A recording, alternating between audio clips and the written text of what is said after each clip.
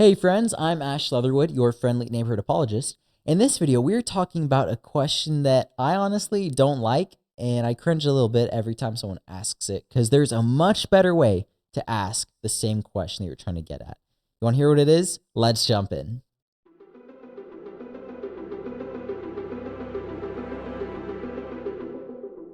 The question that I do not like is, tell me your testimony.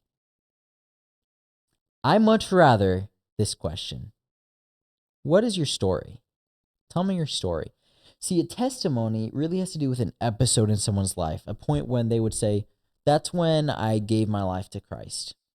And to some people, it can be a very highlighted moment that, like, yeah, this is the moment that it happened. You know, maybe I was a drug dealer, but then I heard the gospel and I felt something change within me. I was like, yes, I'm going to give my life to Christ. And I prayed.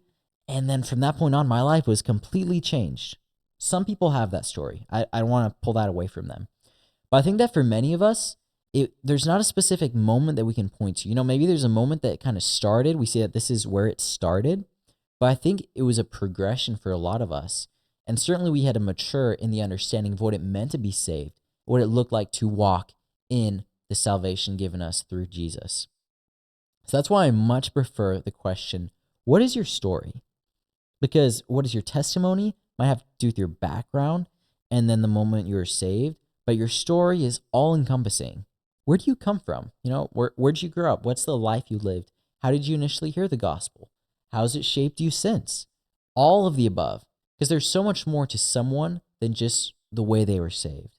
Because there's a lot that goes before that, and there's a lot that comes after that. So rather than asking someone, what's your testimony, which might bring a lot of anxiety, honestly, for some people, because they're like, I don't really have a good story. You know, I wasn't a drug addict who was transformed. I wasn't a criminal in prison who turned my life around. I wasn't an atheist who was brilliant, but came to see like the arguments for God and Jesus were solid. So I became a brilliant Christian. I don't have a story like that. A lot of that pressure is taken off when you stop asking for a conversion story. Instead, you start asking for someone's life story. And that's going to be the big difference between asking for a testimony and a story. One's asking for a conversion story, one's asking for a life story. You'll find that when someone truly has met Jesus and has brought Jesus into their life and has been changed by Jesus, it's going to be so much more than something that happened at a moment of conversion. It's going to be much more about what's happened in life and through life and all about life since then, and how you can compare that to what life was like before. So I just want to challenge you guys, when you're trying to get to this conversation with people, stop asking, what's your testimony? And start asking, what's your story?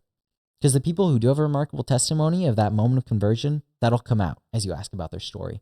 And the people who don't, there'll be a lot of pressure taken off as you ask them, what's your story?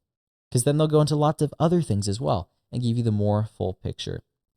And ultimately, if someone has met Jesus and has been changed by Jesus, that's going to be change their whole story, and he is still writing their story. And that's a beautiful thing. When you're saved, when you believe that Jesus came and lived a perfect life, died the death on the cross to pay for all our sin, and rose to life again, offering us forgiveness of our sin and a relationship with a living God, both now and forever, even after the grave, then your whole story is changed. And there's so much more to be lived than just a moment of conversion and hope for life after death.